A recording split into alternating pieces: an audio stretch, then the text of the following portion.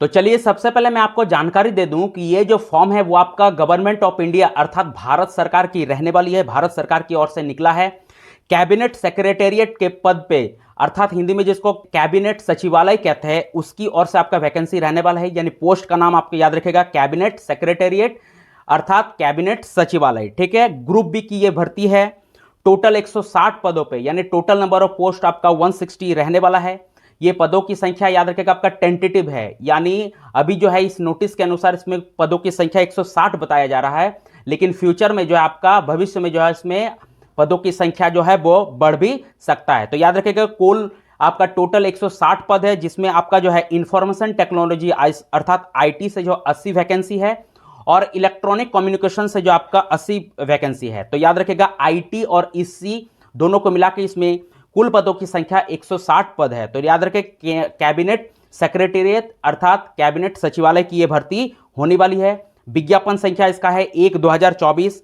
चलिए application date का बात करें तो देखिए इसका जो एप्लीकेशन आपका 21 सितंबर से ऑलरेडी स्टार्ट है और इसमें आवेदन करने का जो लास्ट डेट है वो आपका 21 अक्टूबर 2024 रहने वाला है। और मोड ऑफ एप्लीकेशन आपका ऑफलाइन रहने वाला है, यानी ऑफलाइन मोड पे जो इसमें आपको आवेदन करना पड़ेगा, इसके लिए आपका ऑनलाइन ऑप्शन नहीं रखा गया है। ठीक है, चलिए बात करते हैं एज लिमिट का। तो देखिएगा इसमें आवेदन करने के लिए जो एज लिमिट है वो आपका 18 साल से लेकर 30 साल है, यानी मिनिमम 18 साल और मैक्सिमम आपका 30 साल। और एज का जो कैलकुलेशन होगा वो याद रखिएगा 21 अक्टूबर 2024 के अनुसार हो रहने वाला है, यानी 21 अक्टूबर 2024 को यह कैलकुलेट किया जाएगा कि आवेदक का मिनिमम एज आपका 18 साल कंप्लीट हो रहा है या नहीं। अगर 21 अक्टूबर 2024 तक आवेदक का मिनिमम एज अगर 18 साल कंप्लीट नहीं हो रहा है, 18 साल से कम पड़ जा रहा है, तो वह इसमें आवेदन नहीं कर पाएगा।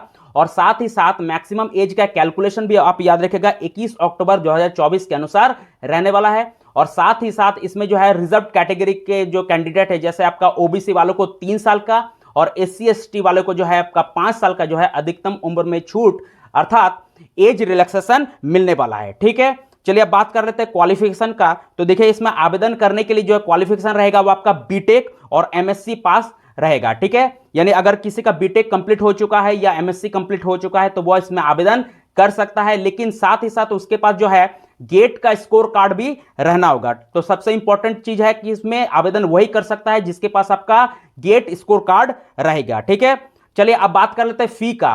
तो देखिए इस भर्ती का सबसे अच्छी बात है कि इसमें किसी भी तरह का कोई एप्लीकेशन फी नहीं लगने वाला है। किसी भी कैंडिडेट को जो है एक आपका एप्लीकेशन शुल्क नहीं देने पड़ेगा, यानी आपका निःशुल्क रहने वाला है, जो कि बहुत अच्छा बात है।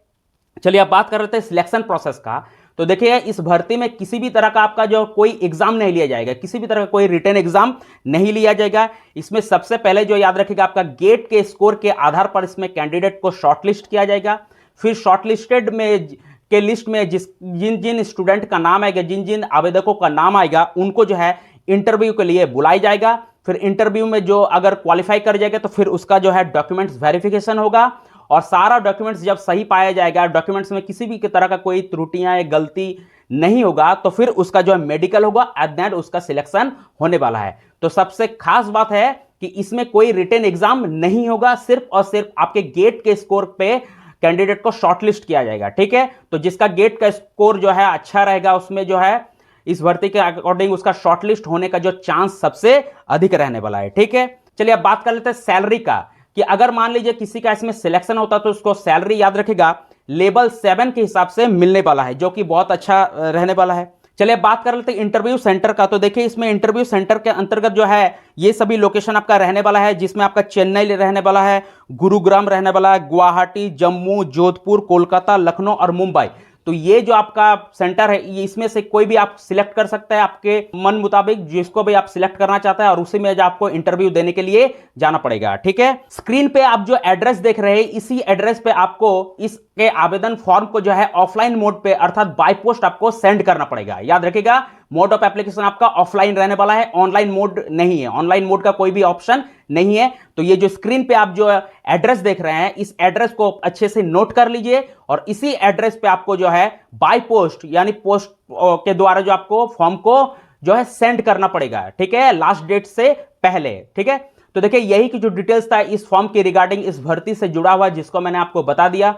तो चलते चलते आपसे बस एक छोटा सा रिक्वेस्ट है कि अगर आप हमारे चैनल में नए हैं तो रोजाना नए नए लेटेस्ट अपडेट प्राप्त करने के लिए हमारे इस चैनल को सब्सक्राइब कीजिए। तो चलिए मिलते हैं नेक्स्ट वीडियो में, तब तक के लिए जय हिंद।